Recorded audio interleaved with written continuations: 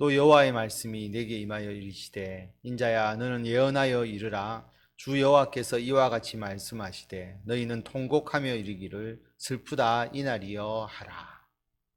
하나님께서 애굽에 대한 말씀, 특히 오늘은 애굽과 동맹국에 대해서 하나님의 심판의 말씀을 전하고 있습니다. 3절에 보면 그날이 가깝도다 여호와의 날이 가깝도다 구름의 날일 것이요 여러 나라들의 때이리로다. 여호와의 날이 가깝다. 우리가 여러 번 말씀을 드렸지만 여호와의 날은 하나님을 대적하는 자들에게는 심판의 날입니다. 그리고 하나님의 백성에게는 구원의 날이죠. 양면성을 가지고 있습니다. 구약에서 대부분의 여호와의 날은 1차적으로 하나님의 심판에 의해서 나라가 멸망당하는 날, 그 날을 의미합니다. 궁극적으로는 예수 그리스도의 재림을 통해서 우리가 영원한 구원을 받고 또 하나님을 대적하는 많은 무리들이 영원한 멸망에 이르는 날을 의미하는 것이죠. 그 여호와의 날, 여기서는 애굽이 멸망당하는 날을 의미하는 것이고 그 날은 구름의 날이다. 구름의 날은 구름이 끼면 햇빛이 비치지 않으니까 어두움, 암울함 이것을 의미하는 겁니다. 그런데 여러 나라들의 때다라고 하는 것은 애굽뿐만 아니라 애굽과 동맹한 많은 나라들이 함께 나라의 멸망, 심판을 받을 것이다. 그 심판은 바벨론의 침략에 의해서 이루어지는 것이죠. 그것을 여기서 말씀하고 있습니다. 4절에 보면 애굽의 칼이 임할 것이라. 애굽에서 죽임 당한 자들이 엎드러질 때에 구스에 심한 근심이 있을 것이며 애굽이 무리가 잡혀가며 그 터가 흘릴 것이요. 칼이 임한다. 바벨론 군대가 쳐들어온다라고 하는 의미입니다. 애굽뿐만 아니라 구스에도, 구스는 이디오피아라고 생각하시면 되죠. 그 이디오피아에 심한 근심이 있을 것이다. 함께 동맹국이 바벨론에 의해서 침략을 당하기 때문입니다. 구스와 북과 룻과 모든 섞인 백성과 굽과 및 동맹한 땅의 백성들이 그들과 함께 칼에 엎드려지리라. 구스, 붓, 룻 동맹국이고 또 용병이라고 보시면 됩니다. 전쟁에 나아가기 위해서 애굽의 편에 섰던 그 용병들, 그 동맹한 땅의 백성들 모두 칼에 엎드려질 것이다.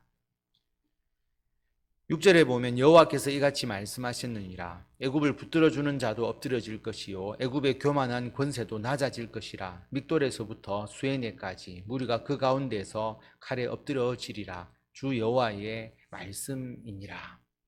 애굽뿐만 아니라 애굽을 붙들어주는 자, 애굽과 동맹한 자도 함께 심판을 받을 것이다. 그리고 애굽의 그 교만한 권세도 낮아질 것이다.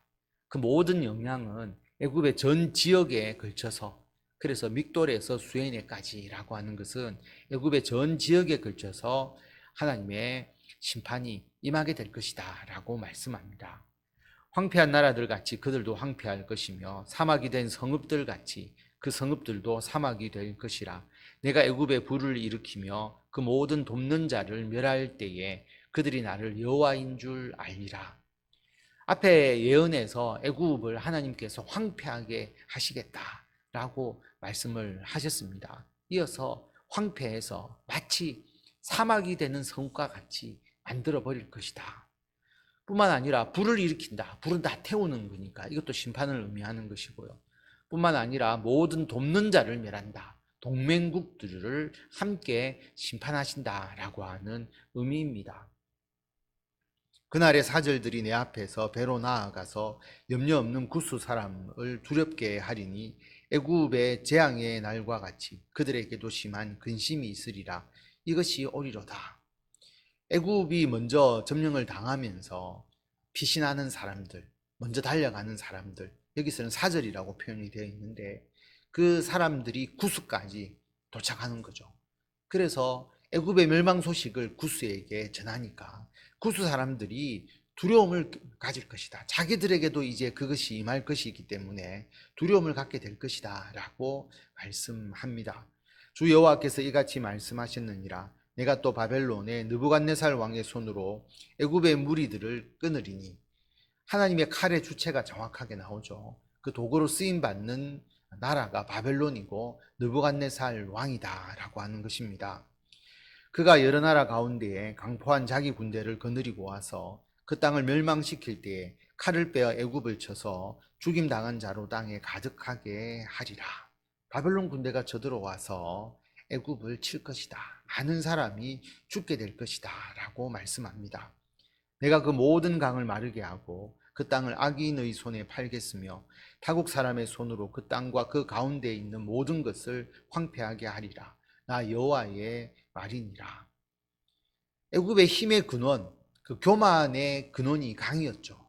그래서 강에 있는 큰 악어와 같이 자기가 이 강을 만들었고, 그리고 자기가 이 강의 주인인 것처럼 그렇게 교만했던 애굽입니다. 그런데 하나님께서 그 모든 강을 마르게 하겠다라고 말씀하고요. 그리고 타국 사람의 손으로 바벨론에 의해서 모든 것을 황폐하게 하겠다라고 말씀하십니다. 주 여호와께서 이같이 말씀하셨느니라. 내가 그 우상들을 없애며 신상들을 롭 가운데에서 부수며 애굽 땅에서 왕이 다시 나지 못하게 하고 그 땅에 두려움이 있게 하리라. 우상에 대한 심판을 함께 행하시는데 신상들을 롭 가운데서 부순다. 롭의 신전이 있는 것이죠. 그래서 하나님께서 그 롭과 우상을 심판하십니다. 내가 바드로스를 황폐하게 하며 소안에 불을 지르며 노 나라를 심판하며 내 분노를 애굽의 견고한 성읍 시내에 쏟고 또 노 나라의 무리를 끊을 것이라. 바드로스, 상애굽의 수도이고, 그리고 소안, 그 다음에 노 나라, 애굽의 신왕국의 수도였던 노 나라, 그리고 신, 진흙의 도시, 난공불락의 요새라고 여겨졌던 이런 이제 주요한 도시들을 언급하시면서 그 주요한 도시들이 모두가 하나님의 심판을 받아서 황폐하게 될 것이다 라고 말씀합니다. 내가 애굽에 불을 일으키리니 신나라가 심히 근심할 것이며 노 나라는 찢겨 나누일 것이며 높 나라가 날로 대적이 있을 것이며, 주요한 도시를 딱 언급하는 것을 보면 결국 전체의 애굽의 도시가 이렇게 하나님의 심판을 받을 것이다 라고 하는 것을 말씀하고 있습니다. 아연과 비베셋의 장정들은 칼에 엎드러질 것이며 그 성읍 주민들은 포로가 될 것이라. 특별히 아연과 비베셋을 이야기하는 것은 우상 숭배하는 대표적 도시로서 언급을 하고 있습니다.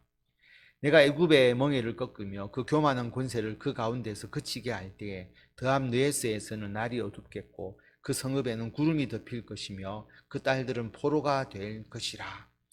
드함 느에스 국경에 있는 도시고 바로의 궁전이 있던 도시입니다. 그러니까 그곳에 날이 어둡겠다.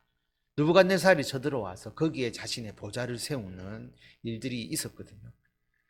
19절에 보면 이같이 내가 애굽을 심판하리니 내가 여호와인 줄을 그들이 알리라 하셨다라. 하나님께서 이를 분명하게 선언하시고 계십니다. 20절에 보면 11째 해 첫째 달 일곱째 날에 여호와의 말씀이 내게 임하여 이르시되 인자야 내가 애굽의 바로 왕의 팔을 꺾었더니 칼을 잡을 힘이 있도록 그것을 아주 싸매지도 못하였고 약을 붙여 싸매지도 못하였느니라. 날짜가 새롭게 나옵니다. 11째 해 첫째 달 일곱째 날, 여호야긴 왕이 사로잡힌 이후에 11째 해, 이렇게 우리가 볼 수 있다라고 말씀을 드렸습니다. 애굽에 대한 첫 예언이 있은 후에 3개월 뒤에 하나님께서 이 말씀을 주신 것입니다. 그럼 그 이후에 어떤 일이 있었는가라고 하는 것을 생각해 보면 애굽이 예루살렘이 바벨론에 의해서 침략을 당하니까 도와주기 위해서 출정을 했다가 바벨론에게 패배를 합니다. 그래서 어떠한 유다에게 도움이 되지 않는 그런 상황이 되었다라고 하는 겁니다. 그때 하나님께서 이 말씀을 주신 것이죠. 내가 애굽의 바로 왕의 팔을 꺾었다. 칼을 잡을 힘이 있도록 싸매지도 못하고 약을 붙여 싸매지도 못하는, 다시 말하면 더 이상 칼을 들 수 없게 하나님께서 만드셨다라고 하는 겁니다. 바벨론에 패배해서 다시는 바벨론과 맞서 싸울 수 없을 정도로 치명적인 패배를 겪게 하셨다라고 하는 것을 말씀합니다. 그래서 애굽의 도움을 의지할 필요가 없는 것이고 헛된 것이죠. 22절에 보면 그러므로 주 여호와께서 이같이 말씀하셨느니라. 내가 애굽의 바로 왕을 대적하여 그 두 팔 곧 성한 팔과 이미 꺾인 팔을 꺾어서 칼이 그 손에서 떨어지게 하고 애굽 사람을 문나라 가운데로 흩으며 뭇백성 가운데로 해칠지라. 그래서 더 이상 대적할 수 없도록, 그리고 애굽 사람이 완전히 흩어져 버리니까 완전한 패배를 하게 되었음을 하나님께서 말씀하고 있습니다. 내가 바벨론 왕의 팔을 견고하게 하고 내 칼을 그 손에 넘겨주려니와 내가 바로의 팔을 꺾으리니 그가 바벨론 왕 앞에서 고통하기를 죽게 상한 자의 고통하듯 하리라. 바벨론을 하나님께서 강하게 하시고 애굽의 바로 왕의 팔을 꺾는다라고 하는 겁니다. 그래서 그가 고통을 겪을 것이다 라고 말씀합니다. 내가 바벨론 왕의 팔은 들어주고 바로의 팔은 내려뜨릴 것이라. 내가 내 칼을 바벨론 왕의 손에 넘기고 그를 들어 애굽 땅을 치게 하리니 내가 여호와인 줄을 그들이 알리라. 바벨론이 애굽을 치게 된다라고 하는 것입니다.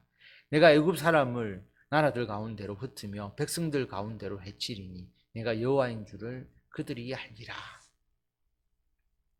하나님께서 오늘은 특별히 말씀을 통해서 애굽을 심판할 뿐만 아니라 애굽과 함께한 동맹국도 같이 심판을 받을 것이다 라고 말씀을 하셨습니다. 동맹이라는 이 말씀을 통해서 우리가 생각해 볼 수 있는 것이죠. 그럼 우리는 누구와 동맹을 맺고 있느냐? 우리가 세상의 권력과 세상의 세력과 내가 동맹을 맺어서 내가 힘을 발휘하겠다라고 생각하면 내가 의지했던 그 세상의 권력이 하나님의 심판을 받고 그들의 죄악 때문에 무너지게 되면 우리도 같이 무너지게 되는 것이죠. 동맹이라는 것은 그런 의미를 가지고 있습니다. 그래서 우리가 누구와 동맹을 맺어서 어떠한 결과를 우리가 누릴 것인가 라고 하는 것은 우리들이 하나님의 말씀 안에서 지혜와 명철을 가지고 하나님 앞에 올바로 서 있는 그러한 힘을 우리가 함께 더해서 동맹을 맺어야 영원한 하나님의 은총을 받아 누릴 수가 있는 것입니다. 세상의 권력은 일시적인 것이고요. 재물도 날개를 달아서 날아가듯이 그 재물을 의지할 수가 없는 것이고요. 세상의 모든 부귀 영화와 권세가 다 그렇습니다. 그것을 우리가 동맹으로 삼아서는 되지 않는다라고 하는 것을 우리들에게 분명하게 말씀하고 있습니다. 애굽이 교만했죠. 자신이 마치 신이 된 듯한.